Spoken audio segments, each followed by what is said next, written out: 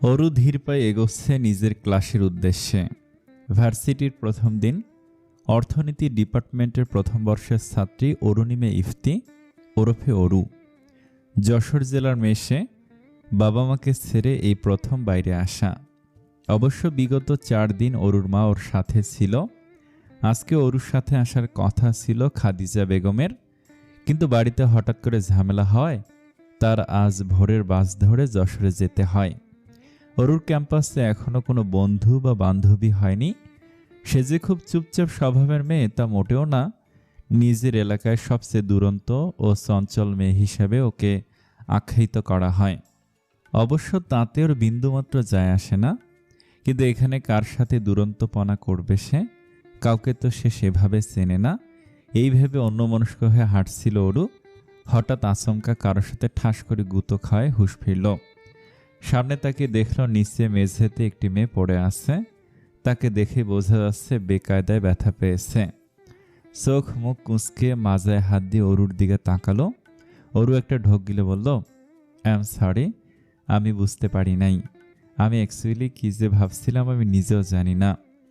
Sorry টরি পরে বলো, আগে আমাকে তোলো, ভীষণ ব্যথা পেয়েছি। এমনিতে মাজায় ব্যথা, তার উপর তোমার গুঁতো। বলেই আবার ব্যথায় চেঁচিয়ে উঠল মেয়েটি। অরু আর সময় নষ্ট করল না, হাত বাড়িয়ে মেয়েটিকে তুলল। মেয়েটি জামা কাপড়ে লেগে থাকা ধুলো ঝেড়ে ফেলে অরুর দিকে তাকিয়ে বলল, একটু এইদিক ওইদিক দেখে চলতে পারো না? সরি। সংক্ষেপে শুধু দুঃখিত অনুভূতি প্রকাশ করে নিচে তাকালো অরু। ইটস ওকে, আর সরি বলতে হবে না। বাই দ্য ওয়ে, কোন ইয়ার? কৌতূহলী স্বরে প্রশ্ন করল মেয়েটি। First year. আমিও তো। কোন ডিপার্টমেন্ট? ইকোনমি। অরুর মুখে কথা শুনে প্রায় অবাক হয়ে হেসে ফেলল মেয়েটি। এটাও সেম, আমিও ইকোনমি ডিপার্টমেন্টের। ফারিয়া ইসলাম আয়শা। আর তুমি? আয়শার কথা শুনে অরুর মনেও এক প্রশান্তি খেয়ে গেল। যাক, কাউকে তো পাওয়া গেছে। সে একগাল হেসে বলল, আমি অরুণিমা ইফতি, চাইলে আমাকে অরু বলতে পারো। অরু? একবার বলে নামটা মুখস্থ করে নিল আয়শা। তো এইদিকে কোথায় যাচ্ছ? প্রশ্ন করল আয়শা। ক্লাসে যাচ্ছি। এত তাড়াতাড়ি? প্রায় অবাক হয়ে বলল আয়শা। অরু একটু মলিন হাসি হেসে বলল, হ্যাঁ, অ্যাকচুয়ালি এখানে কাউকে তো চিনি না, তাই কি করব ভেবে পাচ্ছিলাম না, তাই ক্লাসে যে বসবো। অরুর কথায় মুখটা একটু কুঁচকে আয়শা বলল, ইস, আমিও তো কাউকে চিনতাম না, তাই বলে কি আমি ক্লাসে যে একা একা বসে আছি? আর এখন তো তুমি আমাকে চেনো, তাহলে সমস্যা কি? চলো পুরো ক্যাম্পাসটা একবার চক্কর দিয়ে আসি। এখন? একটু উঁচু স্বর করে প্রশ্ন করলো অরু। হ্যাঁ, এখন। কিন্তু একটু পর যে ক্লাস শুরু হবে। আয়শা একবার নিজের হাতের ঘড়ির দিকে তাকিয়ে বলল, এখনো প্রায় ঘন্টা বাকি আছে। এই আধা ঘন্টায় আমরা পুরো ক্যাম্পাস না হোক এই বিল্ডিংয়ের এক চক্কর লাগিয়ে আসি। এই বলে অরুর হাত ধরে এক প্রকার টেনে নিয়ে আসলো আয়শা। অরু আর বাধা দিল না। বান্ধবী যেহেতু পেয়েছে আর সময় যেহেতু আছে, ঘুরলে তো আর সমস্যা নেই। 10 মিনিট হয়েছে দুইজন হাঁটছে। দুইজন হাঁটতে হাঁটতে বিল্ডিংয়ের পিছনের গেটে চলে এসেছে ওরা। পিছন গেট বলে যে লোক কম, তা মোটেও না। এই পাশ দিয়েও একই মাত্রায় শিক্ষার্থী আসা যাওয়া করছে। কেউ গ্রুপে, কেউ 3 জনে, আবার কেউ নিজের বয়ফ্রেন্ড গার্লফ্রেন্ড নিয়ে। এইসব দেখে অরুর আর আয়শার নিজেদের চরম পর্যায়ে সিঙ্গেল মনে হলো। এই অনুভূতি নিয়েও ব্যঙ্গ করতে ছাড়ল না দুইজনে। কয়েকক্ষণে দুইজনের বন্ধুত্ব অনেক স্ট্রং হয়ে গেছে। তুমি থেকে তুই হয়ে গেছে দুইজন দুইজনের কাছে। বিভিন্ন আলাপচারিতে হঠাৎ পেছন থেকে পুরুষ কণ্ঠে কেউ একজন আয়শাকে ডাকল। সেই ডাক কানে আসা মাত্রই আয়শার অরু পিছনে ফিরে তাকালো। তাদের সামনে লম্বাটে ফর্সা রঙের একজন দাঁড়িয়ে আছে। দেখে তো ওদের বয়সের মনে হচ্ছে। তাকে দেখে একগাল হাসি নিয়ে আয়শা এগিয়ে গেল, পিছনে অরুও। দুইজনে সে দাঁড়ালো ছেলেটির সামনে। ছেলেটির মুখে একগাল হাসি। সে একবার অরুকে আপাদমস্তক পর্যবেক্ষণ করে নিল। আয়শাকে উদ্দেশ্য করে ছেলেটি বলল, কিরে শয়তান, তোর না আমার সাথে আসার কথা ছিল? আমাকে না জানিয়ে একাই চলে এসেছিস? সরি রে, আসার তো কথা ছিল, কিন্তু কি করব বল। অফিসে কিছু কাগজপত্র জমা দেওয়ার ছিল, তা আগে ভাগে এসে সব কাগজপত্র জমা দিয়েছি। কিছু মাইন্ড করিস না রে, কাতর স্বরে বলল আয়শা। ছেলেটি হেসে বলল, ধুর, এর জন্য আমি রাগ করব? আমার রাগকে কি এত সস্তা পেয়েছিস তুই? যাই হোক, সব বাদ দে, পাশের জনকে। চোখের ইশারায় অরুকে দেখে প্রশ্ন করল ছেলেটি। আরে ও, অরু। আয়শা কিছুটা দূরে দাঁড়িয়ে ওদের লক্ষ্য করছিল। আয়শা ওকে নিজের কাছে টেনে বলল, ও হচ্ছে আমার বান্ধবী অরুণিমা ইফতি অরু। আজকে ডিপার্টমেন্টের পরিচয় ধাক্কার মাধ্যমে, বলে খিলখিল করে হেসে উঠল আয়শা। অরুও মৃদু হাসল। ছেলেটি ভুরুজেরও কুঁচকে তাকালো ওদের দিকে, তারপর বলল, ধাক্কার মাধ্যমে মানে? ও বিশাল ঘটনা, তোকে পরে বলবো, আগে পরিচয় হ। এই বলে অরুর দিকে ফিরে ছেলেটিকে উদ্দেশ্য করে বলল, আর ও হচ্ছে আমার ছোটবেলার ফ্রেন্ড সিয়াম হোসেন। অরু সিয়ামের দিকে তাকে মৃদু হেসে বলল, হাই। হ্যালো। তুমি আর মেয়ে পাওনি নিজের বন্ধু করার জন্য? এই পাগলাকেই পেলে? আয়শাকে খোঁচা মেরে বলল সিয়াম। সিয়ামের কথায় বিরক্ত হয়ে ওর হাতে একটা ঘুষি মেরে মুখ বাঁকিয়ে বলল, তুই ওর কথায় বিন্দুমাত্র পাত্তা দিবি না। দুনিয়ার সব আলতু ফালতু কথা বলতে পারে ও। হ্যাঁ, এখন তো আমি আলতু ফালতু কথা বলি, তুই তো শুধু শুনে যাস, তাই তো? ঝগড়া করার ভঙ্গিতে আয়শার দিকে এক পা এগিয়ে এসে বলল সিয়াম। আয়শাও ছেড়ে দেওয়ার পাত্রী নয়, সেও এক পা এগিয়ে এসে পায়ের আঙ্গুলে ভর দিয়ে কিঞ্চিত লম্বা হয়ে বলল, শুনি না তো কি করি, সারাক্ষণ শুধু বকবক। আয়শার সিয়ামের এক প্রস্ত ঝগড়া বেঁধে যাওয়ার উপক্রম হয়েছে দেখে অরু তাড়াতাড়ি করে আয়শাকে সিয়ামের কাছ থেকে সরিয়ে আনার চেষ্টা করল, কিন্তু বৃথা গেল সেই প্রচেষ্টা। দুজনের ঝগড়ার মাঝে সময় তরতর করে চলে যাচ্ছে, সেটা খুব ভালো করে বুঝতে পারল অরু। সে একবার নিজের ফোনের স্ক্রিনের দিকে তাকালো। ক্লাস শুরু হতে আর মাত্র 10 মিনিট বাকি।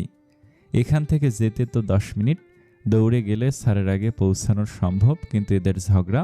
ওরও আগে পিছে কিছু না ভেবে জোরে এক চিৎকার দিয়ে উঠল। দুজনই একেবারে থমকে গেল। আশেপাশে সবাই ওদের দিকে তাকিয়ে নিজেদের মধ্যে কী সব বলাবলি করলো। ওরও ওইসবে পাত্তা না দিয়ে আয়শার হাত টেনে দৌড়াতে শুরু করলো। সিয়ামও পিছনে দৌড় দিল। আয়শা দৌড়াতে দৌড়াতে বলল, কি হলো, এইভাবে দৌড়াচ্ছিস কেন? ঘড়ির দিকে একবার তাকিয়ে দেখলেই তো পারিস। এক প্রকার বিরক্ত কণ্ঠে পিছনে না ফিরেই বলল অরু। প্রথম দিনে লেট হওয়ার মতো কষ্ট আর কোথাও নেই। আয়শা সিয়াম দুজনই ওই অবস্থায় নিজের ঘড়ির দিকে এক পল চাইল। চাওয়া মাত্রই চোখ কপালে। সময় কোন ফাঁক দিয়ে কেটে পড়েছে তা বিন্দুমাত্র খেয়াল করে নেই ওরা। সময় দেখার পর ওদের পায়ের গতিও বেড়ে গিয়েছে, কিন্তু সমস্যা হচ্ছে বারান্দা ভর্তি মানুষ, এদের সরিয়ে কিভাবে দৌড়ে ক্লাসরুমে যাবে বুঝতে পারছে না। কোনোরকম দৌড়ে এসে পৌঁছেছে তিনজনে, রুমের দরজা বন্ধ। ব্যাপারটা দেখে আঁতকে উঠল অরু। তার মানে স্যার ভিতরে। কি করবে তারা? প্রথম ক্লাসে অনুপস্থিত হবে? ভয় দরজা ঠেলে ভিতরে ঢুকতেও পারছে না। সিয়াম নিজের ঘড়ির দিকে তাকালো। মাত্র 6 মিনিট লেট হয়েছে, এর জন্য ভয় পাওয়ার তো কোনো দরকার নেই। সিয়াম দুইজন পাশে সরিয়ে দরজা নক করে হালকা খুলে সামনে থাকা ব্যক্তিটির উদ্দেশ্যে বলল, স্যার আসবো? সামনে টেবিলের উপর ল্যাপটপের দিকে ঝুঁকে থাকা ব্যক্তিটি ওর দিকে তাকালো, তারপর সোজা হয়ে দাঁড়িয়ে 2 হাত ভাঁজ করে বলল, কাম ইন। শান্ত কণ্ঠ, কিন্তু এই শান্ত কণ্ঠ ভয় ঢুকিয়ে দিয়েছে অরুর মনে। কথাটা কানে আসতেই হিম শীতল শিহরণ বয়ে গেল ওর শরীরে। সিয়ামের তৎপরতায় হুঁশ ফিরে পেল অরু। মাথা নিচু করে কোনো রকম ভিতরে ঢুকে কোনো এক সিটে বসতে যাবে, তখনই পেছন থেকে সে শান্ত স্থির কণ্ঠে ভেসে আসলো বজ্রের মতো। আদেশ করে বলল, দাঁড়াও। তিনজন আস্তে আস্তে সামনে ফিরে আগের মতো মাথা নিচু করে দাঁড়ালো। তারপর আয়শা কাঁপা কাঁপা গলায় বলল, জি স্যার। তোমরা প্রথম দিনই লেট? অন্যরা তো ঠিকঠাক টাইমে ক্লাসে এসেছে, তাহলে তোমাদের তিনজনের কি সমস্যা? স্যার, আয়শা আর সিয়াম প্রায় একসাথে বলে উঠল। যে কোনো একজন। শান্ত গলাটা আরও ভারী করে বলল সামনের ব্যক্তি, তুমি বলো। অরু মাথা নিচু করে দাঁড়িয়ে আছে। আয়শা পাশ থেকে হাত দিয়ে হালকাভাবে ধাক্কা দিয়ে বলল, স্যার তোকে বলেছে। কথাটা কর্ণপাত হওয়ার মাত্রই মাথা উঁচু করে সামনের দিকে তাকালো অরু। কিছুক্ষণের জন্য সে থমকে দাঁড়িয়ে গেল। অরুর চোখের দৃষ্টি একদম সামনে থাকা হলুদ রঙা ফর্সা চেহারার দুটো বাদামি চোখের দৃষ্টিতে আবদ্ধ হলো। অরুর শরীর দিয়ে পুনরায় হিমশীতল শিহরণ বয়ে গেল। এই কিছুক্ষণই তার পুরো জগৎটা যেন থমকে গিয়েছে ওই ব্যক্তির চোখে। নিজেকে সংযত করে সোজা হয়ে দাঁড়ালো অরু। কি বলবে স্যারের প্রশ্নের প্রতি উত্তরে বুঝতে পারছে না সে। ঝগড়া দেখতে যে দেরি হয়ে গেছে বললে, যাও মান সম্মান আছে তাও থাকবে না। অরু কিছু ভেবে কাঁপা স্বরে বলল, স্যার অ্যাকচুয়ালি আমরা এসেছিলাম, তখন ক্লাস শুরু হয়নি, আধা ঘন্টা বাকি ছিল, তাই একটু আশেপাশে গিয়েছিলাম, তাতে লেট হয়ে গেছে।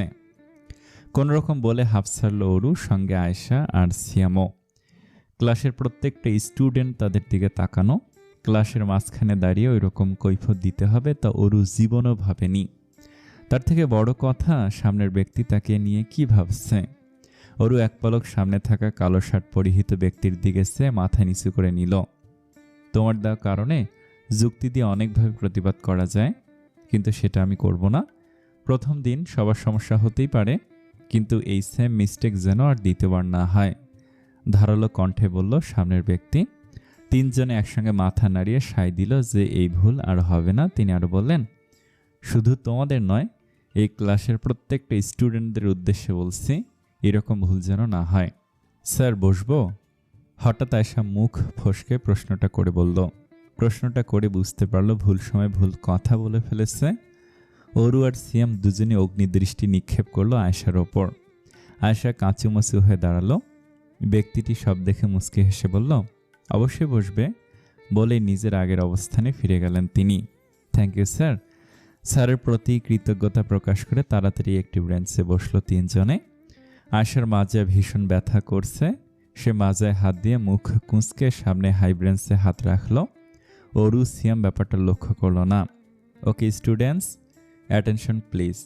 আজ যেহেতু ফার্স্ট ইয়ার, অর্থাৎ তোমাদের প্রথম দিন এবং প্রথম ক্লাস, তাই আজ বেশি কিছু হবে না। এই ক্লাসে হবে শুধু পরিচয়, এবং এর পরের ক্লাসে হবে তোমাদের ওরিয়েন্টেশন, যা তোমাদের সিনিয়ররা করবে।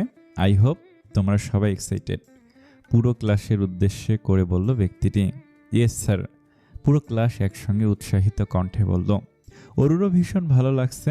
ভার্সিটি লাইফ যে এত সুন্দর হবে সেটা কল্পনার বাইরে ছিল, কিন্তু এত সবের মধ্যেও তার দৃষ্টি একজনের ওপর আবদ্ধ। এত সুন্দর একজন ব্যক্তি কিভাবে হতে পারে? মনে প্রশ্ন খেলতে শুরু করলো অরুর। সে নিজের মনের প্রশ্নের ঝুড়িকে সাইডে রেখে আবারও সামনের ব্যক্তির কথায় মনোযোগী হলো। পরিচয় পর্বের শুরুটা তাহলে আমি করি। আমি আব্রাম চৌধুরী রুদ্র, ইকোনমি থেকে graduation, then BCS, and now শিক্ষকতায় আছি। আব্রাম চৌধুরী রুদ্র, নিজের অজান্তেই বলে বসলো অরু, তারপর নিজের ওপর হেসে ফেলল। আব্রাম চৌধুরী রুদ্রের ক্লাসের পর আরও একটা ক্লাস ছিল, যেখানে ডিপার্টমেন্টের সিনিয়ররা এসে ওরিয়েন্টেশনের পর্ব কমপ্লিট করেছে। ওরিয়েন্টেশনে দারুণ তারা 2টা করে লাল গোলাপ পেয়েছে, আর পেয়েছে ছোট ছোট কিউট চকলেট, যা দেখে আয়েশার ব্যথা গায়েব হয়ে গেছে। অরুর ক্লাসে আরও কয়েকজনের সাথে পরিচয় হয়েছে, সবাই খুব ফ্রেন্ডলি। অরু, আয়েশা আর সিয়াম তিনজনে যাচ্ছে ক্যান্টিনের উদ্দেশ্যে। সবার বেশ খিদে পেয়েছে, সেই সকালে অল্প কিছু খেয়ে বেরিয়েছে, খিদে তো লাগবেই। ক্যান্টিনে বেশ ভিড়, তারই মাঝে অরুরা কোনো রকম একটা টেবিলে যে বসেছে। সিয়াম গিয়েছে অর্ডার করতে। অরুকে পাশ থেকে খোঁচা দিয়ে আয়েশা বলল, রুদ্র স্যার কি হ্যান্ডসাম না রে? দেখলে মনে হয় শুধু দেখতেই থাকি। উফ, কি পার্সোনালিটি, কি অ্যাটিটিউড, আর কণ্ঠ জাস্ট জোস। কথাগুলো বলেই চেয়ারে হেলে পড়ল আয়েশা। মনে হলো কোনো ঘুমের জগতে প্রবেশ করেছে। অরু মুখে টিপে হাসলো, তার মানে এই অবস্থা শুধু তার একার হয়নি, আয়েশারও হয়েছে।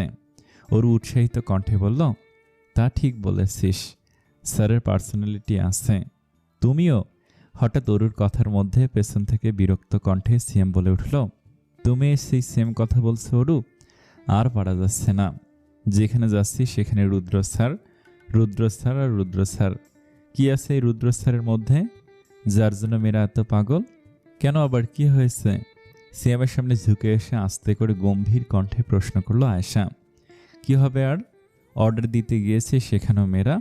রুদ্র স্যার কি হ্যান্ডসাম, ক্রাশ খেয়েছি, ব্লা ব্লা আরও অনেক কিছু। মুখ বাঁকিয়ে বলল সিয়াম। ওর কথা বলার ভঙ্গি দেখে হেসে ফেল দুজনে। ইস, কি জ্বলছে! সেই জ্বলন্ত আগুনে আরো ঘি দিতে আয়েশা বলল, তো ভুল কোথায় বলেছে শুনি? সত্যি কথাই তো বলেছে। আজ প্রমাণ হলো সত্যি সবসময় তিতা লাগে, বলে আবারও হেসে উঠল আয়েশার সাথে অরুও। সিয়াম বিরক্তের পর্যায়ে পৌঁছে গিয়েছে এবং বুঝেছে এদের সাথে তর্ক করে সে পারবে না। নিজেকে শান্ত করে এক পলক অরুর দিকে তাকালো। অরুর হাসি মাখা মুখটা দেখে সব বিরক্তিকর অনুভূতি দূর হয়ে গেছে। মনে শুধু বইছে প্রেমের অনুভূতি। এইটাই কি তাহলে লাভ অ্যাট ফার্স্ট সাইট? কই, এতজন মেয়েদের সাথে রিলেশন করেছে, কখনো এই অনুভূতি কাজ করেনি তার মনে? তাহলে কি সে নিজের প্রিয়কে খুঁজে পেয়েছে? এইসব ভাবছিল, হঠাৎ অরু হাসতে হাসতে ওর চোখের দিকে তাকালো। তখনই সিয়াম স্তব্ধ হয়ে গেল, নিজেকে সামলিয়ে নিল সঙ্গে সঙ্গে। দরজার সামনের বোর্ডে লেখা প্রফেসর আব্রাম চৌধুরী রুদ্র। ভিতরে চেয়ারে বসে মাথা হেলিয়ে ছাদের পানে চেয়ে আছে রুদ্র। 1 বছর হয়েছে সে জয়েন্ট করেছে ভার্সিটিতে অ্যাজ এ প্রফেসর। হঠাৎ ফোন বেজে ওঠায় সোজা হয়ে বসল রুদ্র। ফোনের স্ক্রিনে জলজল করছে মা বলে সেভ করা নাম্বারটা। নাম দেখেই রুদ্রের রাশভারী চেহারায় একটা তৃপ্তির হাসি ফুটল। নিজের কালো শার্টের হাতা গুটিয়ে কুনি পর্যন্ত ভাঁজ করে কল ধরালো। বলেন। গলে দুষ্টুমি খেলা করছে রুদ্রর। কি বলবো শুনি? তুমি কি কিছু বলার মতো রেখেছ? ছেলের কথা শুনে খ্যাপা স্বরে ফোনের উপাস থেকে কথাটা বলল রুদ্রের মা মিসেস রাবেয়া চৌধুরী। আমি যদি কিছু না বলার মতো রাখি তাহলে এত কথা বললে কিভাবে মা জননী? টেবিলের ওপর হাত রেখে কিছুটা ঝুঁকে বলল রুদ্র। মস্করা করছিস তুই আমার সাথে? তোর এই ছেলে মানুষের চক্করে নিজের নাতি নাতনির মুখ না দেখে কেটে পড়তে হবে এই দুনিয়া থেকে। বয়স তো কম হলো না। তুমি কি আমাকে বুড়ো বলছো? তোকে বুড়ো বলতে যাব কেন? আমি আমার আর তোর বাপের কথা বলছি। বয়স তো কম হলো না, তারপর হার্টের পেশেন্ট। এখন যদি নিজের ছেলের বউকে আর নাতি নাতনিকে না দেখে এই ধরিত্রীকে বিদায় জানাই, ওপারে আল্লাহর কাছে কি জবাব দেব? তিরিক্ষি স্বরে বললেন মিসেস রাবেয়া চৌধুরী। কি বলবে? এখন যে বলছে ওপরে যেও তাই বলবে, বলে নিঃশব্দে চাপা হাসল রুদ্র। তার মানে তুই আমাকে আর তোর বাবাকে বৌমার মুখ না দেখে উপরওয়ালার কাছে চলে যেতে বলছিস? সি বাবু সি, কান্না কান্না ভাব নিয়ে বললেন মিসেস চৌধুরী। নিজের মায়ের এহেন অভিনয়ে রুদ্র খুব ভালো করে অভ্যস্ত। আবারও হেসে গলায় গাম্ভীর্য বজায় রেখে বলল, আমি কি তা একবারের জন্য বলেছি মা? তোমার অভিনয় কবে থামাবে একটু বলবা? যবে তুই বিয়ে করবি তবে অভিনয় থামাবো। আচ্ছা, এই বিষয়ে বাড়িতে যে কথা বলি, আমার এখন ক্লাস রয়েছে, ক্লাসে যেতে হবে। হ্যাঁ, তুমি অন্যের পোলাপানের ক্লাস নাও, নিজের বাচ্চা কাচ্চাদের আর নিতে হবে না, বলে ফোন কেটে দিলেন মিসেস চৌধুরী। রুদ্র চেয়ার ছেড়ে উঠে দাঁড়ালো। তার মা যদি তার তিক্ত অতীতের ব্যাপারে জানতো তাহলে আর বিয়ে কথা বলতো না। সে কি এই রকম রকচটা লোক ছিল? না তাকে বানিয়ে দিয়ে চলে গেছে তার প্রিয়তমা, যে এখন তার জীবনের দুঃস্বপ্ন। এই দুঃস্বপ্নের মধ্যে সে তো আর কাউকে ভালোবাসতে পারবে না। বিয়ে তো দূরের কথা, খালি খালি একটা মেয়ের জীবন নষ্ট, এইভাবে নিজের মনে হাসল রুদ্র। দেখেছি রূপসাগরে মনের মানুষ কাঁচা সোনা, দেখেছি রূপসাগরে মনের মানুষ কাঁচা সোনা। তারে ধরি ধরি মনে করি ধরতে গেলাম আর পেলাম না, ধরি ধরি মনে করি ধরতে গেলাম আর পেলাম না। দেখেছি রূপসাগরে মনের মানুষ কাঁচা সোনা, দেখেছি রূপসাগরে মনের মানুষ কাঁচা সোনা। রুমের মধ্যে চুপচাপ খাটের এক কোণে বসে নিজের প্রিয় গান বারবার শুনছে অরু। আজ এই গানের প্রত্যেকটা লাইন তার কাছে অনেক আপন লাগছে। কেন লাগছে তার কারণ সে জানে না, জানতেও চায় না। এই অনুভূতি তার অনেক ভালো লাগছে। শীতের রাত অনেক গভীর, ঢাকা শহর এখনো নিস্তব্ধ। অবশ্যই এখানে তেমন শীত নাই। একটা চাদর পায়ের উপর দিয়ে বসে আছে অরু, আর বারবার বেজে চলেছে একই সঙ্গীত। এমন সময় রুমে খাবার হাতে প্রবেশ করলো তানিয়া। অরুর সাথে সাবলেট হিসেবে উঠেছে সে। অরুর সঙ্গে একই ইয়ারে ইংলিশ ডিপার্টমেন্টের ছাত্রী তানিয়া। কিরে, কতবার একই গান শুনবি আর বাইরের মানুষদের শোনাবি? যতক্ষণ আমার না মন ভরে, বলে সামনে এগিয়ে এসে বসলো অরু, পাশে তানিয়া। তাহলে তো এই গান আজ আর বন্ধ হচ্ছে না তাইলে? হেসে বলল তানিয়া। অরু কথা শুনে মুখ টিপে হেসে গান বন্ধ করলো। তো প্রথম দিন ভার্সিটিতে কেমন গেল? খাবারের প্লেট এগিয়ে দিয়ে জিজ্ঞেস করলো তানিয়া। মোটামুটি, মুখটা কালো করে উত্তর দিল অরু। তানিয়া ভুরু কুঁচকে তাকালো অরুর দিকে, এরপর বলল, কেন মোটামুটি গিয়েছে কেন? প্রথম দিনেই যদি স্যারের কাছ থেকে বকা খেতে হয় আর সারা ক্লাসের সামনে কৈফিয়ত দিতে হয় তাহলে মোটামুটি যাবে না তো কেমন যাবে? খাবারের দিকে বাচ্চাদের মতো তাকে উত্তর দিল। বকা কেন শুনতে হয়েছে? কৌতূহলী চোখে জিজ্ঞাসা করলো তানিয়া। অরু কিছুক্ষণ তাকিয়ে থেকে তাকে সবকিছু খুলে বলল। অরুর কথা শুনে তানিয়া হাসতে হাসতে মেঝেতে শুয়ে পড়ার উপক্রম। তানিয়ার এসে এসব অবস্থা দেখে বিরক্ত চাহনিতে প্রশ্ন করল, এতে এত হাসার কি আছে শুনি? প্রথম দিনে লেট করে ক্লাসে যে বকা খেয়ে সেই স্যারের ওপর লাড্ডু হওয়ার কাহিনী তো কম শুনেছি, তাই হাসি এসে গিয়েছে কিছু, আবার মাইন্ড করিস না বলে আবারও হেসে উঠল তানিয়া।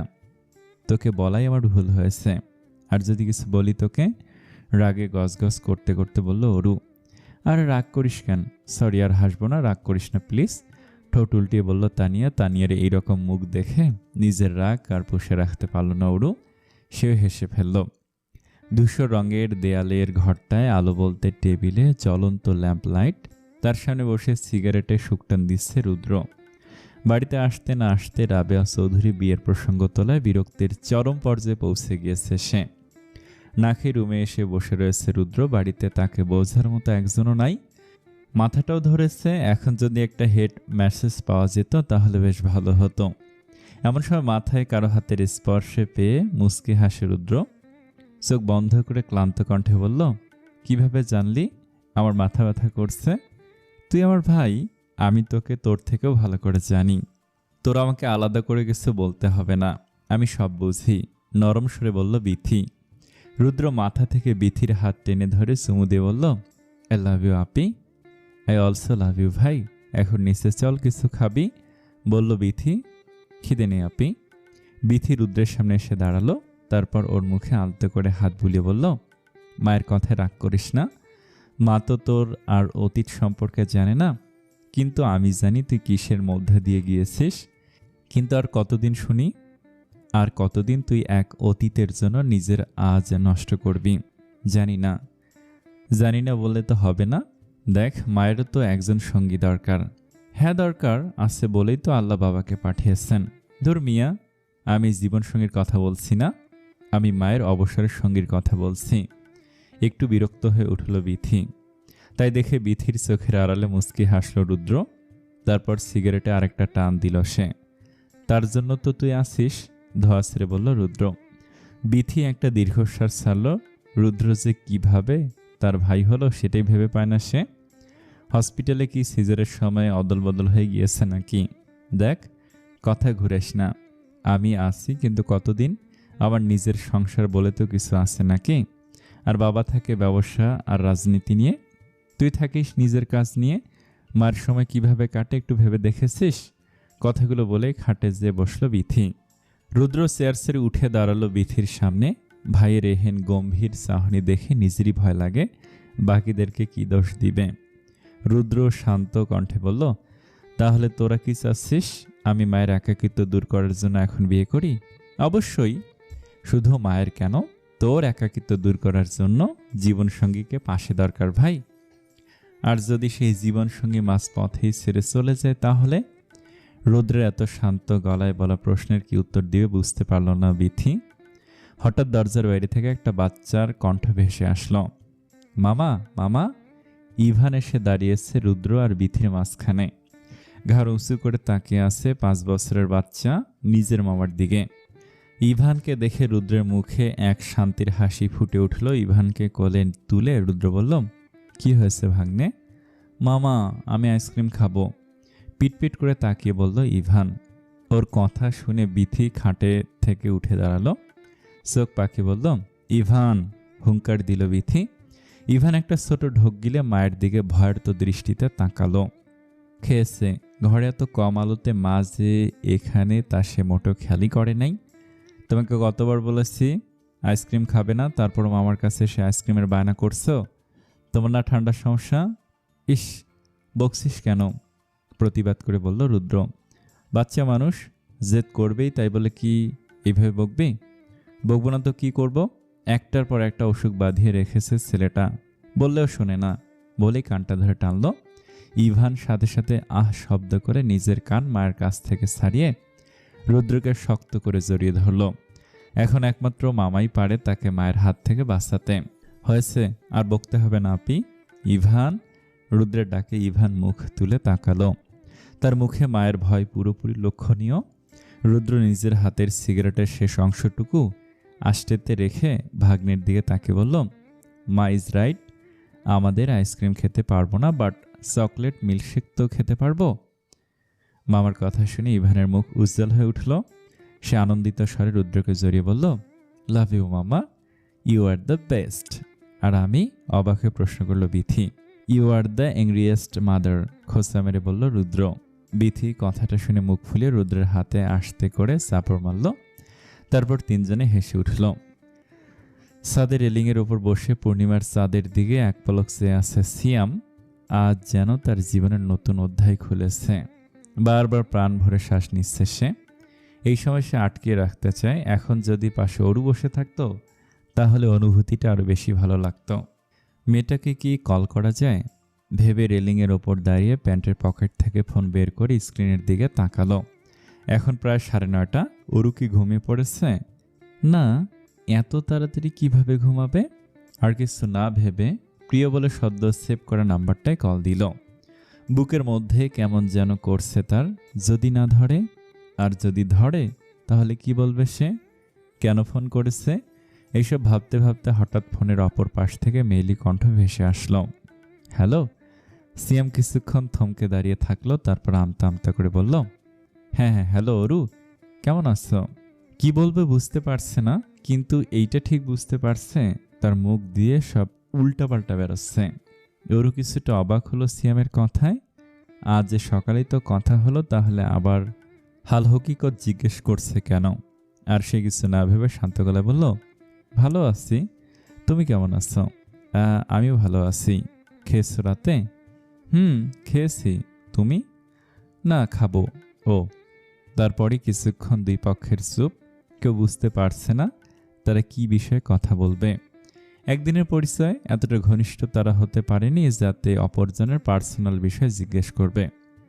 অরু আমতা আমতা করে বলল, কোনো সমস্যা হয়েছে কি? না না, কোনো সমস্যা হয়নি, জাস্ট কথা বলতে ইচ্ছে করছিল তাই ফোন দিয়েছিলাম। ডিস্টার্ব করার জন্য সরি, হর হর করে বলতে থাকলো সিয়াম।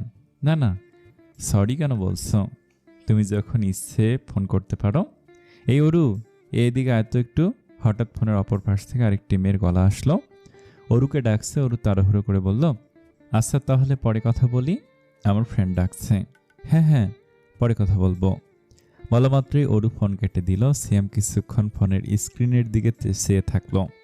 হ্যাঁ হ্যাঁ, পরে কথা বলবো। বলা মাত্রই অরু ফোন কেটে দিল। সিয়াম কিছুক্ষণ ফোনের স্ক্রিনের দিকে চেয়ে থাকলো। তারপর নিজের মাথায় একটা চাপড় মেরে নিজের মনে নিজেকে হাজারো গালি দিল। ওর সাথে কথা বলার সময় এমন সব আবোল তাবোল বলল, মেয়েটা কি ভাববে ভেবেই কুল পেল না। সকাল 8:30।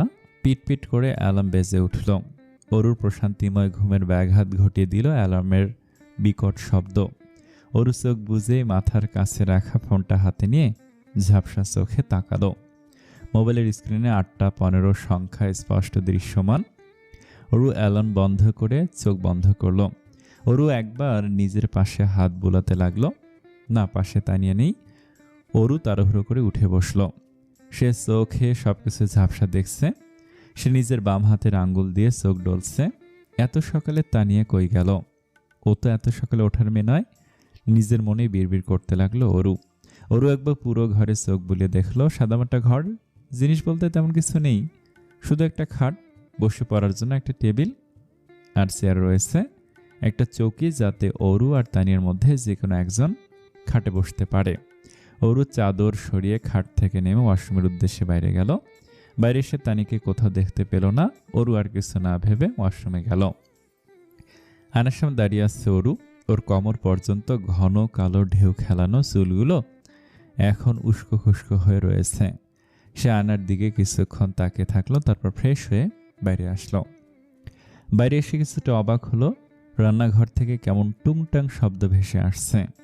সে একবার ফ্ল্যাটের মালকিনের ঘরের দিকে চাইল। দরজা বন্ধ, তার মানে এখনো ওঠে নাই। তাহলে রান্নাঘরে কে? অরু সেদিকে এগিয়ে গেল। তানিয়া রান্নাঘরে ডিম ভাজি করছে। অরু কিছুটা অবাক হলো।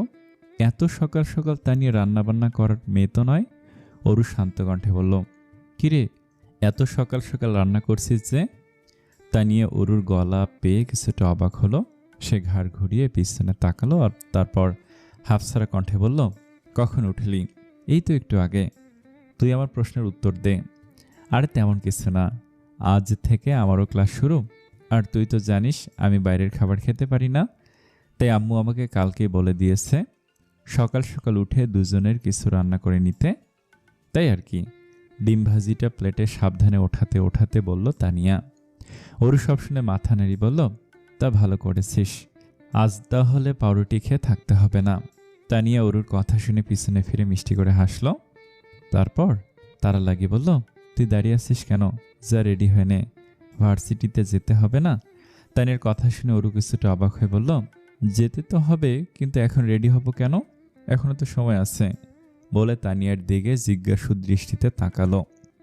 তানিয়া ওর দিকে কড়া চোখে তাকে বলল, তোমার হাতে সময় আছে সেটা জানি, কিন্তু ঢাকার জ্যামের কোনো সময় নেই। 9টা বাজতে গিয়েছে, অফিসের দিন, জ্যাম বাঁধবে ফর শিওর।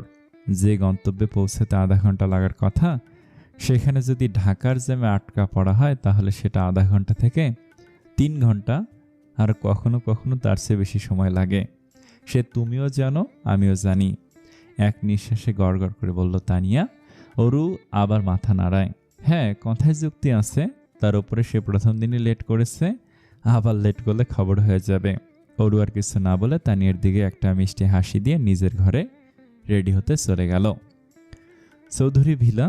রাবেয়া চৌধুরীর মেজাজ অত্যন্ত বিগড়ে রয়েছে, কারণ এই পরিবারের সবাই, কেউ তার একটা কথাও শোনে না, বিশেষ করে তার ছেলে আব্রাহাম চৌধুরী রুদ্র। এত বড় বাড়ি, সবকিছু তার একারই সামলাতে হয়। মেয়ের দোষ দেওয়া যাবে না, মেয়ে দুই দিকে সামলিয়ে আর কত পারবে। ছেলেটাকে যদি বিয়ে করাতো তাহলে আর এত কিছু নিয়ে ভাবতে হতো না তার। রাবেয়া চৌধুরী উঠে দাঁড়ালেন, তার চোখে এক যোদ্ধার ন্যায় দৃষ্টি। সে আজ একটা না একটা কিছু করে ছাড়বে। আসুক রুদ্র একবার, কিন্তু কি বলবে ছেলেকে? পর মুহূর্তে নিরাশ হয়ে আবারও বসে পড়লেন চেয়ারে। তার পালস রেট বেড়ে যাচ্ছে, সে বুঝতে পারছে। সে জোরে জোরে নিঃশ্বাস নিচ্ছে। এত উত্তেজিত হওয়া ঠিক হয়নি তার। সে কোনোভাবে বিথি বলে ডাক দিলেন। বিথি নিচেই ছিল, মায়ের গলার শব্দ পেয়ে দৌড়ে মায়ের কাছে আসলেন। রাবেয়া চৌধুরী তখনও জোরে জোরে নিঃশ্বাস নিচ্ছেন, কথা বলতে পারছেন না। বিথি রাবেয়া চৌধুরীকে দেখে কিছুক্ষণ স্তব্ধ হয়ে দাঁড়িয়ে থাকলো। বাড়িতে ও আর চাকর বাদে আর কেউ নেই। তানিয়া যা বলেছিল তাই হলো। বিগত 20 মিনিট ধরে জ্যামে আটকা পড়ে রয়েছে তানিয়া আর অরু। 10 মিনিটের মধ্যে যদি জ্যাম না ছাড়ে তাহলে আজও লেট হওয়ার সম্ভাবনা আছে। আর যদি রুদ্র স্যারের ক্লাস পড়ে তাহলে তো কথাই নেই। অরু থেকে থেকে দোয়া দুরুদ পড়ছে যাতে বাস ছেড়ে দেয়। আর আজ প্রথমে রুদ্র স্যারের ক্লাস না বাদে তানিয়ার তেমন সমস্যা নেই। ও হাতে বেশ সময় নিয়ে বেরিয়েছে।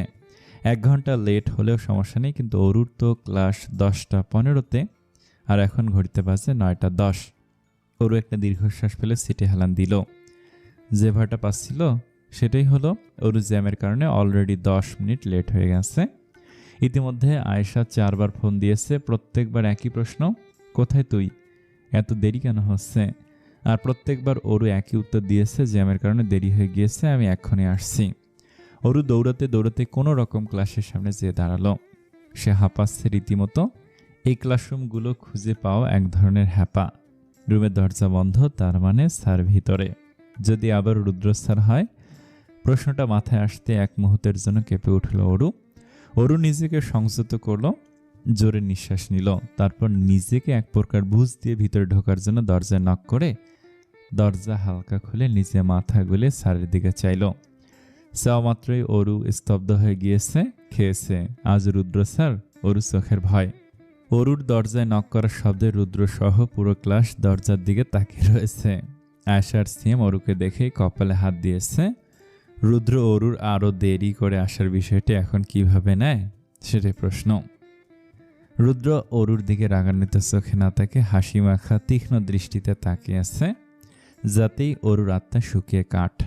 অরু একটা দীর্ঘশ্বাস ছেড়ে কাঁপা স্বরে বলল, স্যার আসবো? অরুর প্রশ্নে পুরো ক্লাস রুদ্রের দিকে তাকালো। রুদ্র কি বুঝে একটা বাঁকা হাসি হেসে হাসকি স্বরে বলে উঠল, ইয়েস কাম। অরু তাড়াহুড়ো করে ঢুকে আয়েশার সিএমের পাশে বসতে গেল। তখন রুদ্র নিজের হাসকি কণ্ঠে বলে উঠল, দাঁড়াও, আমি তো তোমাকে বসতে বলিনি। অরুও দাঁড়িয়ে গেল। দাঁড়িয়ে গিয়েছে বলে ভুল হবে, পা বরফ হয়ে গেছে। অরু নিজেকে ভিতরে ভিতরে কয়েকখানা গালি শোনালো। তারপর রুদ্রের দিকে তাকালো। রুদ্রর বাদামি চোখ আজ ক্লান্ত, দেখে মনে হচ্ছে রাতে ঘুম হয়নি। সোয়াল শক্ত, একটু পর কিছু একটা কঠিন শোনাবে বলে মনে হচ্ছে। আজ নীল রঙের একটা শার্ট, যার হাতা গুটিয়ে রাখা হয়েছে কুনি পর্যন্ত। হাতে স্টেনলেস স্টিলের ব্ল্যাক সিলভার কালারের ঘড়ি।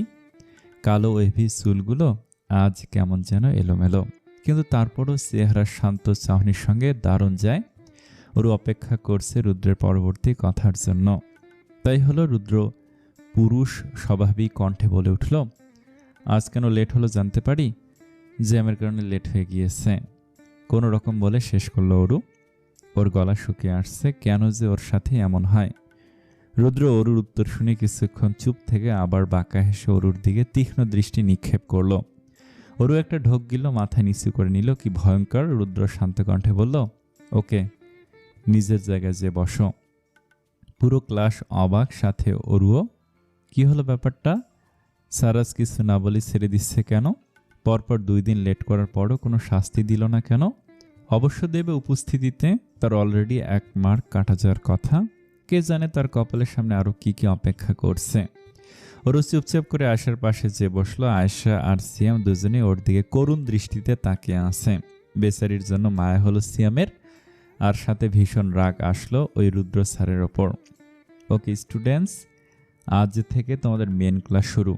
যেহেতু আজকে আমার প্রথম ক্লাস, তাই সিয়ার অফ ক্লাস ঠিক করে দেওয়ার দায়িত্ব আমার। রুদ্রর কণ্ঠ কানে আসতেই অরু সামনে তাকালো। পুরো ক্লাস মনোযোগ দিয়ে রুদ্রের কথা শুনছে, একমাত্র সিয়াম বাদে। সিয়ামের দৃষ্টি আবদ্ধ অরুর দিকে।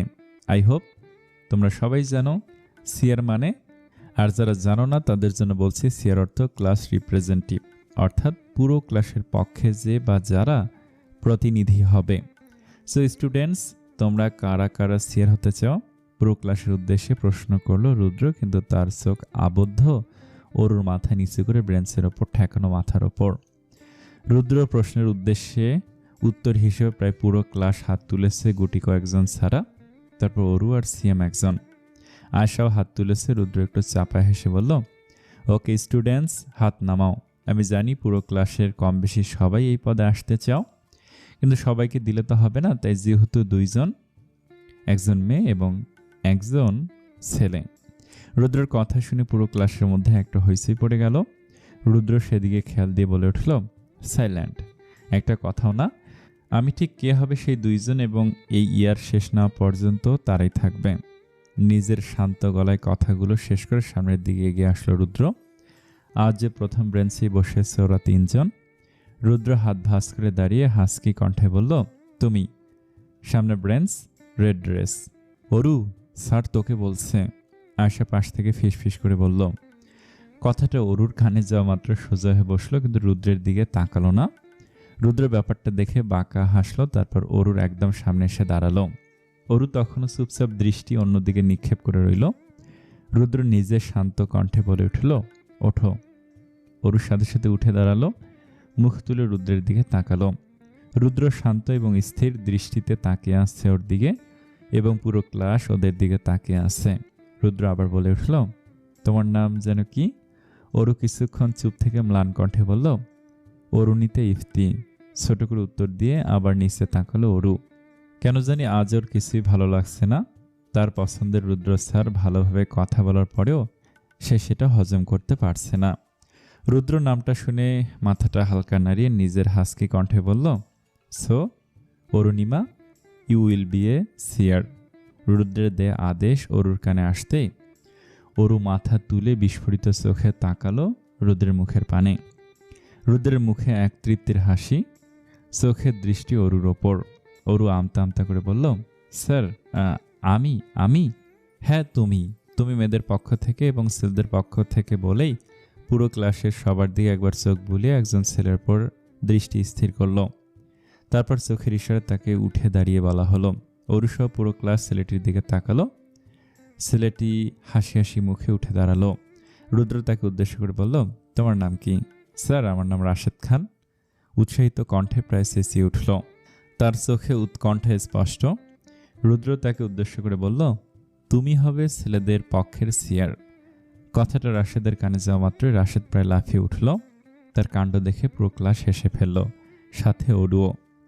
রুদ্র তাকিয়ে থাকলো আগের মতো করেই। রাশেদ নিজেকে শান্ত করে উৎসাহিত কণ্ঠে বলল, ওকে স্যার। রুদ্র ব্যাপারটা বুঝেছে এমন ভান করে মাথা নাড়ল, তারপর নিজের জায়গায় ফিরে যাচ্ছিল। তখনই অরু আস্তে করে স্যারকে থামালো। ইতিমধ্যে ক্লাসে আবারও হইচই পড়ে গিয়েছে। রুদ্র অরুর দিকে তাকালো, তারপর ওর দিকে এগিয়ে এসে জিজ্ঞাসু দৃষ্টিতে তাকালো। অরু একটু হেসে আমতা আমতা করে বলল, স্যার আমি সিআর হতে চাই না, আমি এত বড় দায়িত্ব পালন করতে পারবো না, প্লিজ আপনি অন্য কাউকে দেন। এই জন্যই তো তোমাকে দিচ্ছি। আমি জানি তুমি দায়িত্ব জ্ঞান শূন্য একটা মেয়ে, সেই কারণে তোমাকে আমি সিআর দিচ্ছি, যাতে তুমি একটু দায়িত্ব সম্পর্কে জানো এবং সময় মতো ক্লাসে উপস্থিত হতে পারো। নিজের রাশভারী কণ্ঠে অরুর আবেদন উপেক্ষা করে ভাবলেশীনভাবে বলল রুদ্র। অরু রুদ্রের বলা কথাগুলো শুনে রাগে অপমানে লাল হয়ে উঠল। রুদ্র নিজের অবস্থানে প্রস্থান করল। অরু ওর দিকে এক দৃষ্টিতে তাকিয়ে রইল। ক্লাসের বাকিরা রুদ্রের শোনানো কথা না শুনলেও পাশে বসে থাকা আয়েশা আর সিয়ামের কানে কথাগুলো ঠিকই গিয়েছে। সিয়ামের কানে কথাগুলো তীরের মতো লাগলো। অরু বসে পড়ল। আয়েশা পাশ থেকে ওর হাত ধরে কাঁধে মাথা রেখে গলা কিছুটা নামিয়ে বলল, বান্ধবী রাগ করিস না, স্যার মানুষ, আর কী বা এক্সপেক্ট করতে পারি। অরু এখনও সামনে তাকিয়ে আছে। আয়েশার কথা যেন ওর কানে গেল না। অরু কেমন অন্যমনস্ক হয় ঝিমধরা কণ্ঠে বলল, ঠিকই কথা শুনিয়ে দিল। আয়েশা কি বলবে বুঝতে পারল না। ও চুপ করে ওর দিকে তাকিয়ে থাকলো। সিয়ামও তাকিয়ে থাকলো। ওর মনে অরুর জন্য খারাপ লাগা আর রুদ্রের ওপর মেজাজ গরম হওয়া দুই অনুভূতি কাজ করছে। ওকে সাইলেন্স স্টুডেন্ট, আমি। হঠাৎ রুদ্রের ফোন বেজে উঠল। পুরো ক্লাস এক মুহূর্তের জন্য চুপ। রুদ্র প্যান্টের পকেট থেকে ফোন বের করে স্ক্রিনের দিকে তাকালো। ফোনের স্ক্রিনে আপি নামটা জ্বলজ্বল করছে। রুদ্র অবাক হলো, বিথি তো এই টাইমে ফোন করে না। রুদ্র আর কিছু না ভেবে ফোন রিসিভ করলো। হ্যালো ভাইয়া, তাড়াতাড়ি বাড়িতে আয়, মা ভীষণ অসুস্থ হয়ে পড়েছে। ডাক্তার আঙ্কেল এসেছেন, তুই তাড়াতাড়ি আয়। রুদ্র কিছু বলার আগে ফোনের অপর পাশ থেকে বিথি ভর্ত কণ্ঠে কথাগুলো বলে উঠল। রুদ্র স্তব্ধ হয়ে গেল। অপর পাশে বিথি ইতিমধ্যে ফোন কেটে দিয়েছে। ক্লাসে হইচই পড়ে গেল, তাতে রুদ্র হুঁশ ফিরল। রুদ্র এক মুহূর্ত দেরি না করে ক্লাসরুম থেকে বেরিয়ে গেল। ক্লাসের প্রত্যেকটা স্টুডেন্ট বিস্মিত হয়ে তাকিয়ে রইল। অরু আয়েশা দুজনের মুখের পানে চাইল। অরুর যতই রাগ থাকুক লোকটার ওপর, এরকম হন্তদন্ত হয়ে বেরিয়ে যাওয়া মোটেও ভালো লাগছে না। কোনো অঘটন ঘটল নাকি কে জানে। সিএম একটু হাফ ছাড়ল। রুদ্রের ক্লাস শেষ। ক্লাসের বাকি সময় রুদ্র আর আসেনি। ওর জায়গায় আরেকজন প্রফেসর এসে ওর ক্লাস হ্যান্ডেল করেছে। তিনি রুদ্রের ব্যাপারে তেমন কিছু বলতে পারেনি, শুধু বলেছে কোনো একটা সমস্যা হয়েছে যার জন্য চলে গিয়েছে। পরবর্তী ক্লাস শুরু হতে এখনো 1 ঘন্টা বাকি। একটা ব্রেক পাওয়া গেছে। তিনজনে ক্লাস থেকে বেরিয়ে ভার্সিটির বটতলা যেয়ে বসেছে। অরু একবার তানিয়াকে ফোন দিয়েছে, তানিয়া ফোন ধরেনি। তানিয়া ক্লাসে রয়েছে। সবার মুড তেমন একটা ভালো না। আয়েশা মাঝে মাঝে পরিবেশ ভালো করার জন্য মজার মজার কথা বলে উঠছে, কিন্তু তাতে কোনো লাভ হচ্ছে না। উল্টে সিয়াম ওর দিকে আর চোখে গিলে ফেলার দৃষ্টিতে তাকিয়েছে, যার জন্য আয়েশাও চুপ হয়ে বসে রয়েছে। অরু এইসবের কোনো কিছুতেই পাত্তা দিল না। ওর মনে শুধু একটা কথা ঘুরছে, রুদ্র হঠাৎ অমনভাবে বেরিয়ে গেল কেন? কি সমস্যা হতে পারে? সিয়াম ওর দিকে তাকিয়েছিল। অরুকে হারিয়ে থাকতে দেখে বলল, এখনো রাগ করে আসছে স্যারের কথায়? আয়েশা আগ্রহ সহ দৃষ্টিতে অরুর দিকে তাকালো। সিয়ামের কথায় অরুর চটকা ভেঙে গেল। সে সিয়াম আর আয়েশার পানে চাইল, তারপর হাসার চেষ্টা করে বলল, না তো, স্যারের কথায় আমি বিন্দু মাত্র রাগ করিনি। স্যার তো কোনো ভুল কথা বলেননি যার জন্য রাগ করব। হ্যাঁ মানছি, স্যার ভুল কথা বলেননি, কিন্তু স্যার ওইভাবে না বলেও তো পারতেন। ভুল তো যে কারো হতে পারে, উনি নিজে কি বিন্দুমাত্র ভুল করেন না? উত্তেজিত হয়ে পড়ল সিয়াম। উনি সেটা বলতে চাননি, পরপর 2 দিন লেট করে আসলে যে কারো মনে হতে পারে সামনের ব্যক্তি দায়িত্ব জ্ঞান শূন্য। আমার মনে হতো এইটা ন্যাচারাল, উনি আমার শিক্ষক, ওনার কথায় রাগ করলে তো কিছু শিখতে পারবো না। অরুর বলা কথাগুলো সিয়ামের মনে অরুর জন্য আরো অনুভূতি শক্ত করে দিল। কি সরল সোজা মেয়ে, কি সুন্দরভাবে মানুষের স্বভাবকে বোঝে। ওর চোখে এক তৃপ্তি খেয়ে গেল। যে করেই হোক এই মেয়েকে জয় করতে হবে তার। সিয়াম বলল, তুমি এখনো স্যারের পক্ষে কথা বলছো? এখানে তো কারো পক্ষ হয়ে কথা বলার বিষয় না। আমি শুধু বলছি স্যার যা করেছেন ঠিক করেছেন। হয়তো আমার জন্য সেটা কিছুক্ষণের জন্য খারাপ লেগেছিল, কিন্তু এখন আমি ঠিক আছি এবং পরবর্তীতে নিজেকে আরো দায়িত্বশীল করে তোলার চেষ্টা করব। হেসে কথাগুলো বলল অরু। অরুর কথা শুনে সিএম কিছু বলতে যাবে তার আগে আয়েশা উঠে দাঁড়িয়ে বলা শুরু করলো, আমি অরুর সাথে একদম একমত। স্যারের দিক থেকে স্যার একদম ঠিক আছেন বলে বুক ভরে নিঃশ্বাস নিল আয়েশা। সিএম উঠে দাঁড়ালো। আয়েশার মাথায় একটা চাটি মেরে ভুরু জোড়া উঁচু করে বলল, তুমি তো স্যারের সাইড নিবেই, তোমার প্রিয় ব্যক্তি বলে কথা। সিএমের কথা শুনে মুখগুলো ফুলিয়ে উঠল আয়েশার। সে মুখ বাঁকে বলল, মোটেও না শিমুর বাচ্চা। সিএমকে মজা করে শিমু বলা হয়। যেটা ঠিক সেভাবে ঠিক বলেছি। তোরকে অনেক জ্বলছে। দুজনের এক পর্যায়ে ঝগড়া বেঁধে গেল, কিন্তু অরুর সেই দিকে কোনো খেয়াল নেই। সে নিজেও জানে না কেন বারবার আশেপাশের জগৎ থেকে বিচ্ছিন্ন হয়ে পড়ছে। অরু দীর্ঘশ্বাস ছাড়ল। বৃহস্পতিবার, গত সপ্তাহের বুধবার রুদ্রকে শেষ দেখেছিল অরু। আজ বৃহস্পতিবার। আজ নিয়ে 8 দিন হয়েছে রুদ্র ভার্সিটিতে আসে না। মাঝে এই নিয়ে ক্লাসের মধ্যে সবার চর্চা হচ্ছিল, কিন্তু এখন সেটাও থেমে গিয়েছে। এই লোকটার ব্যক্তিগত জীবন সম্বন্ধে তেমনভাবে ডিপার্টমেন্টের কোনো প্রফেসরই জানে না। ওদের ক্লাসে সবার মধ্যে কৌতূহলী হলেও ফার্স্ট ইয়ার বলে কেউ জিজ্ঞেস করার সাহস করছে না। সিনিয়র হলেও যে করা যেত তেমন কোনো কথা নেই। সবার নিজের ব্যক্তিগত জীবন আছে এবং তাতে প্রতিনিয়ত কিছু না কিছু হয়েই চলেছে। অরুও এখন তেমন একটা মাথা ঘামাচ্ছে না, সে প্রায় ভুলে গিয়েছে। 3 জন ক্যান্টিনে বসে আছে। আজকের মতো ক্লাস শেষ। অরু অপেক্ষা করছে তানিয়ার। তানিয়া আয়েশা আর সিএমের কাউকেই চেনে না। আজ ওদের সাথে পরিচয় করিয়ে দেবে। তানিয়া লাস্ট ক্লাস চলছে আর আধা ঘন্টা। বড় ক্যান্টিন, 4টি সারিতে টেবিল রয়েছে, 2 রো করে ভাগ করা, মাঝখান দিয়ে লম্বালম্বি যাতায়াতের পথ। প্রত্যেকটা টেবিলে 4টে করে চেয়ার। ক্যান্টিনের দেয়ালের রং খসে পড়েছে, দেখে বোঝা যায় এটা পুরাতন। মাথার উপর রয়েছে প্রতিটি 4টে টেবিলে একটি করে ফ্যান। শীতের সময় বলে যা এখন বন্ধ রয়েছে। মাঝখানে রয়েছে বড় এলইডি লাইট। আপাতত ক্যান্টিনের 4 দেয়ালে বড় বড় জানলা দিয়ে আসা আলোতে সবকিছু সুস্পষ্ট দেখা যাচ্ছে, যার জন্য লাইটটি বন্ধ। বসে নানা বিষয়ে আড্ডা দিচ্ছে 3 জনে। তার মধ্যেই সিএম একটা প্রস্তাবনা দিয়ে বসেছে। আগামী 2 দিন ভার্সিটি বন্ধ, তে হাতে সময় রয়েছে ভালোই, যেহেতু এখন কেউ টিউশনিতে বা পার্ট টাইম জবে যায়নি এবং নতুন বন্ধুত্ব হয় বারবিকিউ পার্টি করার। ভার্সিটির স্টুডেন্টদের জন্য এটা নর্মাল পার্টি। অরু আর আয়েশা প্রস্তাবনা শুনে খুশি হয়েছে, সবাই রাজি পার্টি করার জন্য। অরু একটু অপ্রস্তুতভাবে নিয়ে বলল, ভালো আইডিয়া, কিন্তু আমার একটা কথা জিজ্ঞেস করার ছিল। একটা কথা কেন, যত খুশি তত কথা বল। উৎসাহিত প্রায় চিৎকার করে কথাগুলো বলল আয়েশা। আশেপাশের টেবিলে বসা ছাত্রছাত্রী তাদের দিকে তাকালো। তাতে আয়েশার বিন্দুমাত্র যায় আসে না। সে নিজের গতিতেই কথা বলতে থাকলো। অ্যাকচুয়ালি এই পার্টিতে কি আমি আমার ফ্রেন্ড তানিয়াকেও ডাকতে পারি? সংকোচের সুরে জিজ্ঞেস করলো অরু। সিএম ওর বিপরীতে বসেছিল। ওর দিকে হালকা ঝুঁকে এসে বলল, অবশ্যই পারবে, যতজন খুশি ডাকতে পারো। বেশি ফ্রেন্ড হলেই তো বেশি মজা হবে। তোমার অন্য কোনো ফ্রেন্ড থাকলে তাদেরকেও আসতে বলতে পারো, এর জন্য আবার জিজ্ঞেস করার কি আছে? সিএমের কথায় আয়েশা বাচ্চাদের মতো মাথা নেড়ে একমত পোষণ করলো। তাকিয়ে থেকে অরু আর সিএম হেসে ফেলল। কি বাচ্চামি করতে পারে আয়েশা। আর বেশ সময় ধরে ওদের আড্ডা চলল। তারই মধ্যে এসে আড্ডায় যোগ দিয়েছিল তানিয়া। অরু সবার সাথে তানিয়ার পরিচয় করিয়ে দিয়েছে। একদিনই তারা বেশ ভালো বন্ধু হয়ে গেল। অরু মনে মনে নিজের ভাগ্যের প্রশংসা করতে ভুলল না। ভাগ্য করে এমন বন্ধু পেতে হয় যেটা তার আছে। বারবিকিউ পার্টিটা আগামীকাল দুপুরবেলায়। বিকেলে করতে চেয়েছিল, কিন্তু বেশি রাত হয়ে যাবে বলে পার্টিটা দুপুরে রাখা হয়েছে। পার্টি আয়েশার বাড়িতে হবে, ওর মা হেল্প করবে ওদের। 3 দিন হয়েছে ঘরের একমাত্র জানালার পর্দা লাগিয়েছে।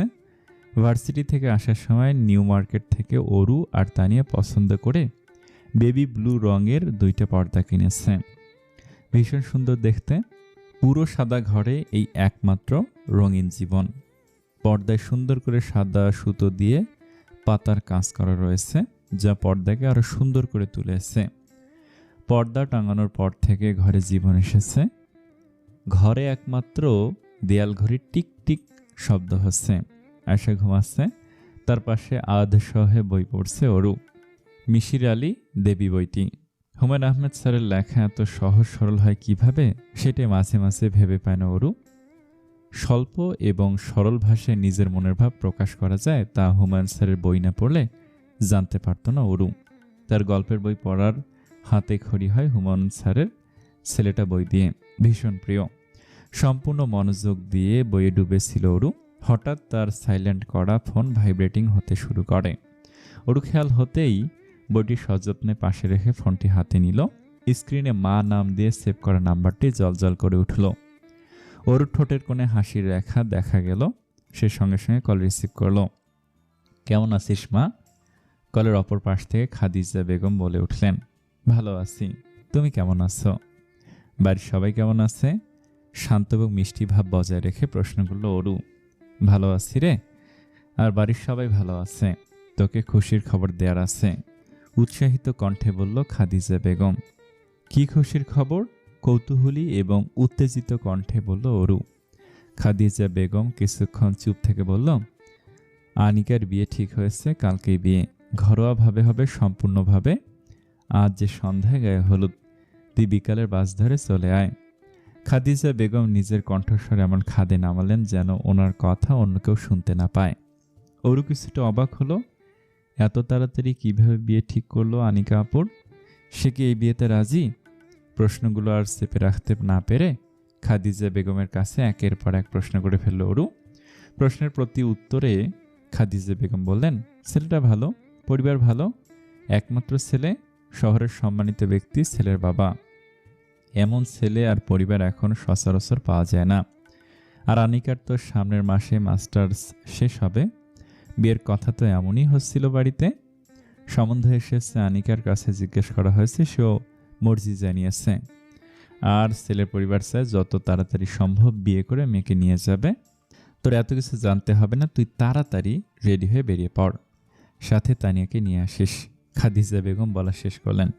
ওরা বুঝতে পারলো ছেলের পরিবারে অনেক তাড়া আছে, তাই এত তাড়াহুড়ো। কিন্তু এত শর্ট নোটিশে কিভাবে ঠিক করবে? এই কথা বলতেই খাদিজা বেগম তেজ দেখে বললেন, আমি কোনো কথা শুনতে চাই না, তুই এক্ষুনি বেরিয়ে পড়বি। বাস স্টপে তোর ভাইয়া আর তোর বাবা তোকে নিতে যাবে। বলে ফোনটা কেটে দিলেন খাদিজা বেগম। ওর নিরাশ হয়ে পুরোপুরি শুয়ে পড়ল। মাকে কিভাবে বোঝাবে এত তাড়াতাড়ি আসা সম্ভব না তার পক্ষে। কিন্তু বাড়ির একমাত্র বড় মেয়ের বিয়ে বলে কথা, বাড়ির একমাত্র ছোট মেয়ে, সেই বাড়িতে উপস্থিত না থাকলে কেমন যেন হয়ে যাবে ব্যাপারটা ভেবে নিজের মনেই হেসে উঠল অরু। তাহলে যেতেই হয়। এখন সবার আগের কাজ তানিয়াকে তার কাঁচা নিন্দা ঘুম ভাঙিয়ে ওঠানো। অরু তার মিশনে লেগে পড়ল। তানিয়া তো মহানন্দে লাফালাফি জুড়ে দিয়েছে। কতদিন পর এমন বিয়ে যাবে সে।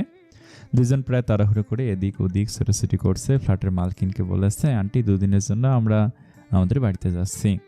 তিনি অবাক হয়ে বললেন, হঠাৎ কোনো ঝামেলা হয়েছে নাকি বাড়িতে?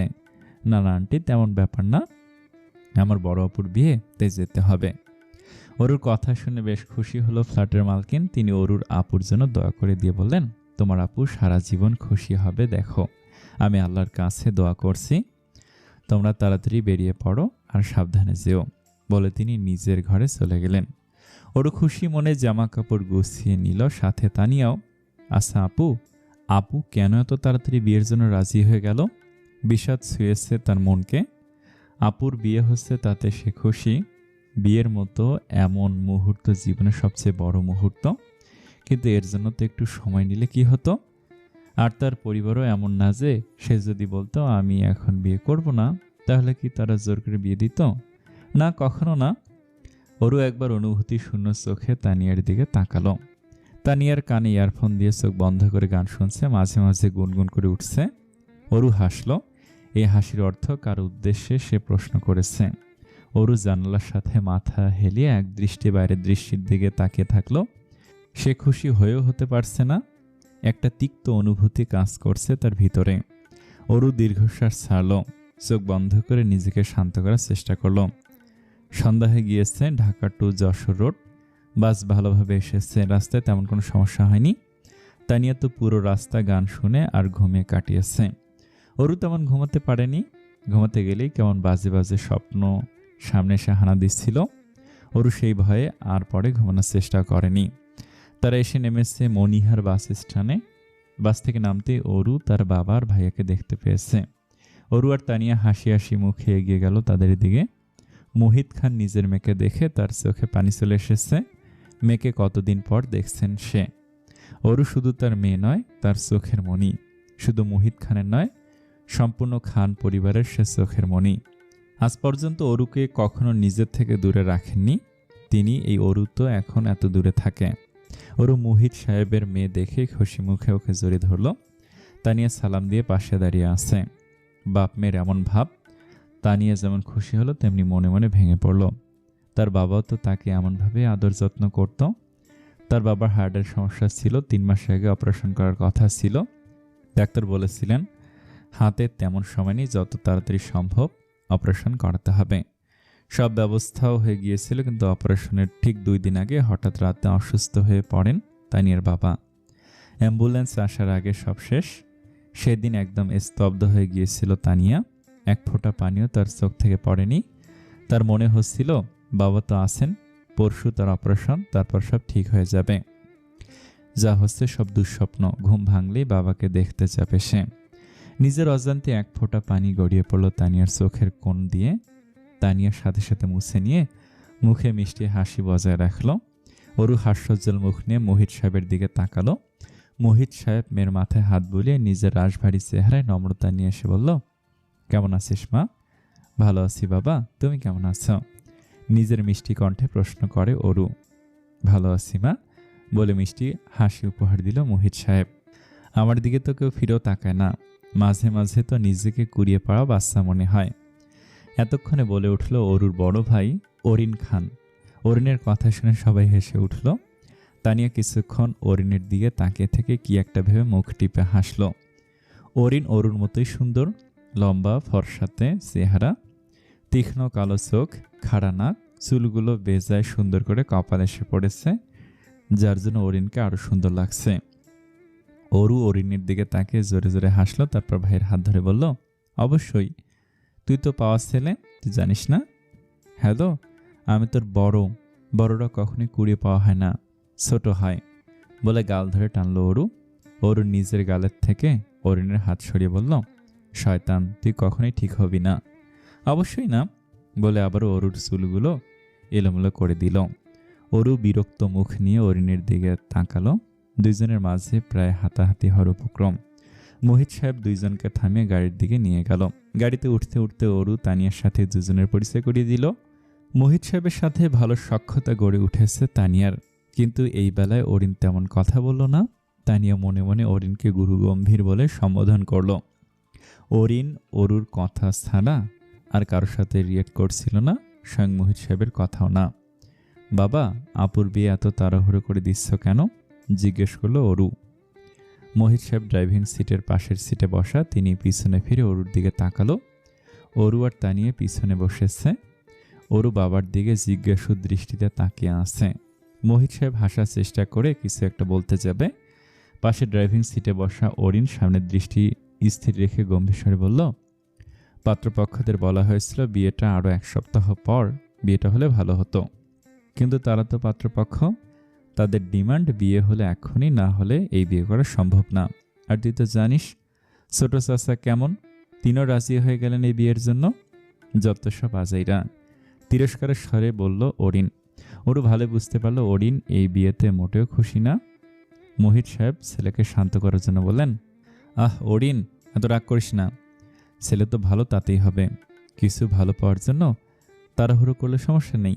বাবার প্রতি উত্তরে কিছু একটা বলতে যাবে অরিন, তার আগে মোহিত হাতের ইশারায় চুপ করতে বলে সাবধানে গাড়ি চালাতে বললেন। অরিন মুখে বিরক্তি ভাব নিয়ে গাড়ি চালানোতে মনোযোগ দিল। অরু বাবার কথায় একমত হয়ে মাথা নাড়ল, তারপর জিজ্ঞাসু কণ্ঠে প্রশ্ন করল, বাবা, দুলাভাইয়ের নাম কি? মেয়ের মুখে এমন প্রশ্ন শুনে কিছুটা অবাক হলো মোহিত সাহেব। তিনি বিস্মিত দৃষ্টিতে পিছনে তাকে বললেন, তোর মা তোকে ছেলের ব্যাপারে কিছু বলেননি? না, সাথে সাথে জবাব দিল অরু। মোহিত সাহেব হালসারের ভঙ্গিতে বললেন, তোর মায়ের দ্বারা কিছু হবে না, আমি বলেছিলাম তোকে ফোনেই সব বলতে, তা তো আর করেননি। যাই হোক, তোর দুলাভাইয়ের নাম আব্রাহাম চৌধুরী রুদ্র, তোর তো চেনার কথা, তোর ডিপার্টমেন্টের প্রফেসর তো। বাবার মুখে পরিচিত নামটা শুনে কিছুক্ষণের জন্য থমকে গেল অরু। তাই নিয়ে নামটা জানে এবং নামটার সাথে অরুর অনুভূতির কথাও সে জানে। তাই নিয়ে বিস্মিত দৃষ্টিতে অরুর দিকে তাকিয়ে কিছু একটা বলতে যাবে, ওর বুঝতে পেরে ওর হাত খপ করে ধরে চুপ থাকার ইশারা দেয়। তাই নিয়ে চুপ হয়ে গেল, কিন্তু ওর ভিতরের কৌতূহলী চাহনি একবারের জন্য মিটে গেল না। অরিন গাড়ির রিয়ার ভিউ মিররে অরুর চেহারা দেখে জিজ্ঞাসার দৃষ্টিতে চোখ সামনে রেখে বলল, কি হয়েছে বুনু? নামটা শুনে হারিয়ে গেলি নাকি? নাম কি পছন্দ হয়নি? বড় ভাইয়ের কথায় চটকা ভাঙল অরুর। সে অপ্রস্তুত হয়ে বলল, না ভাই, এমন কোনো কথা না, স্যারকে তো চিনি, তাই একটু অবাক হলাম, বলেই দম ছাড়ল অরু। অরুর উত্তর অরিনের মন ভেজাতে পারল না। তার একটা খটকা লেগেছে এবং অরুও তা বুঝতে পেরেছে। তাই এক ঝামেলা অরিনের থেকে কিছু লুকানো যায় না। সে মানুষের চেহারা দেখে বুঝতে পারে মানুষের ভিতরের অনুভূতি। অরিন কি তারও মনের কথা বুঝতে পেরেছে? বুঝতে পারলেও কি কিছু করার নেই? অরিন আবার সামনে আয়নায় অরুকে দেখে রহস্যময়ভাবে হাসল। তাইনের দৃষ্টি সেদিকেই ছিল। ও কিছুটা অবাক হলো। অরুকে বলবে কিনা ভাবল। অরু জানালার কাঁচ হালকা নিচে নামিয়ে দিয়েছে, তার দৃষ্টি বাইরে স্থির। বাইরের বাতাসে অরুর সিল্কি চুলগুলো এলোমেলোভাবে উঠছে। তার চোখের কোণে পানি এসে জমা হয়েছে। হয়তো এই কারণেই তার বিয়েতে আসতে এত খারাপ লাগছিল।